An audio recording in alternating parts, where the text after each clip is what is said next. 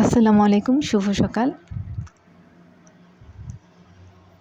আমরা যারা কষ্ট করে নিজের অবস্থানটা ধরে রেখেছি, তাদের জন্য টাকাওয়ালা মানুষরা হুমকি স্বরূপ।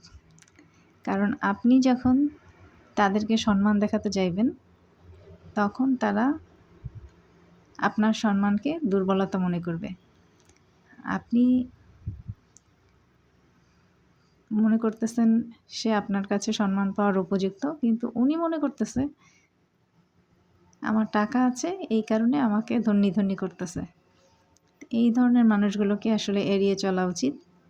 এদের কাছ থেকে আসলে আপনি খুব বেশি কিছু পাবেনও না, আর আপনার যেখানে সম্মান রক্ষা হবে না, সেখানে অযথা কেন আপনি নিজেকে অসম্মানিত করতে চাইবেন। অনেক আনসোশ্যাল মানুষ আছে যাদের আপনি সামাজিক করতে পারবেন না, আর করার কি দরকার। তারা তাদের মতো থাকবে, আপনি আপনার মতো থাকবেন। অসংখ্য ধন্যবাদ।